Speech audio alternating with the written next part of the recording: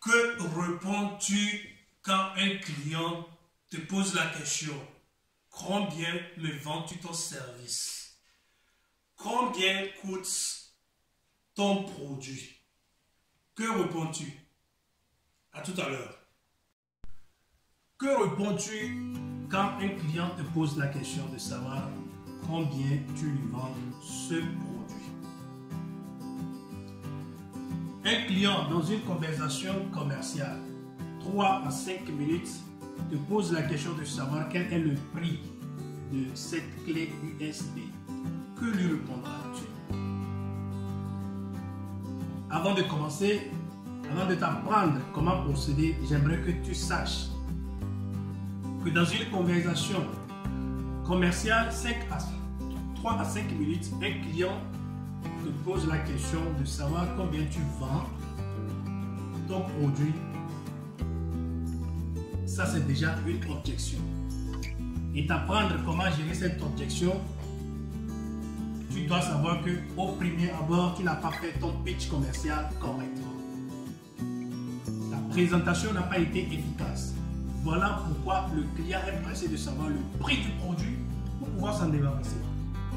Alors, si tu te retrouves dans cette situation, pas de panique. C'est pour cela que je suis là pour t'apporter des solutions.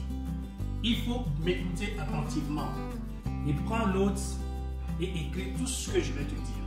C'est très important. Nous avons 3 critères pour pouvoir faire une bonne présentation. Ça, autre, je vais faire une vidéo spéciale pour ça.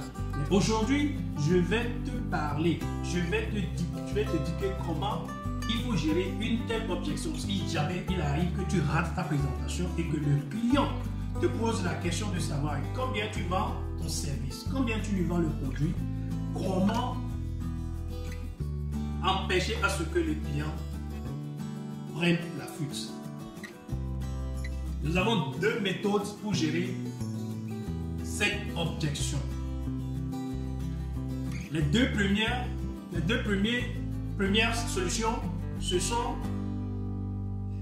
ce que nous appelons la justification du prix, qui est en français, et puis la deuxième, ça se pratique en anglais, on l'appelle sandwich method. Comment cela se prend?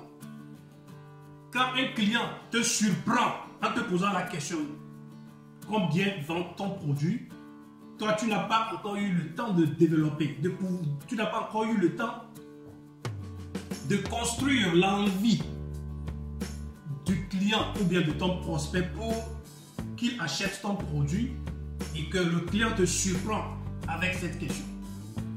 La première des choses à faire, tu lui diras ça dépend.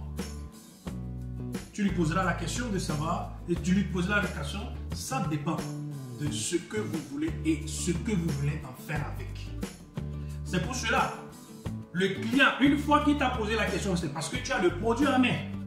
C'est pourquoi, quand il s'agit des produits, il ne faut jamais présenter un seul produit au client. Il faut présenter 2 à 3 produits à un client. Cela te donne la possibilité de pouvoir créer les différents prix autour des produits différents que tu lui proposes.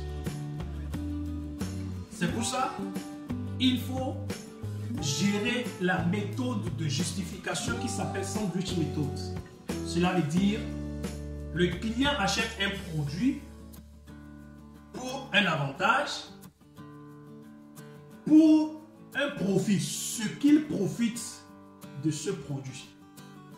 C'est pour ça, chaque produit et chaque service est fait à base de caractéristiques. Il faut tout de suite dire au client ce que a été fait ton produit, la caractéristique qui compose ton produit. Deuxièmement, l'avantage que le client ou le prospect a pour acheter ton crédit et ce qu'il en profite quand il achète ce produit. Voilà les 3 grandes méthodes pour développer, pour justifier le prix que tu donnes au client. J'espère que tu m'as bien écouté. Donc, quels sont les formulaires qu'il faut utiliser pour parler, c'est-à-dire pour décrire la caractéristique du produit. Quels sont les formulaires qu'il faut utiliser pour convaincre, pour faire savoir au client, à votre prospect, l'avantage qu'il a quand il achète ce produit. Quels sont les formulaires qu'il faut utiliser, qu'il faut déployer pour dire au client ce qu'il en profite après avoir acheté ce produit. Donc, il faut étudier, il faut apprendre à tout ça là, ce paquet, comme ça, vous ne serez pas déçus. Le client ne s'enfuirait jamais. Il sera obligé d'acheter le produit. Parce que le client ou le prospect achète un produit parce qu'il a déjà calculé l'avantage qu'il a en achetant le produit, ce qu'il en profite quand il a acheté le produit et quelles sont les composantes qu'a été fait ce produit. Voilà ce que je tenais à t'expliquer ce soir, ce qu'on appelle, quand il s'agit de gérer l'objection devant un client qui est pressé de savoir le prix pour pouvoir s'en débarrasser. Vous savez, parce que à tout moment, au moment où tu t'apprêtes pour lui donner le prix sans pouvoir lui présenter, sans pouvoir construire l'envie de pouvoir acheter son produit, il arrive à ce que le client, quand il attend brusquement le prix, te dit « Ah, je pensais que c'était plus moins cher. Je pensais que, c'était quoi ?» D'ailleurs, même il y a quelqu'un aussi qui va de l'autre côté. Voilà, le client vous met dans la situation où vous ne pourrez plus lui convaincre. C'est pour cela, il faut déjà se préparer pour ces éventuelles situations. Voilà. Donc, c'est pas très compliqué. Il faut juste être soi-même.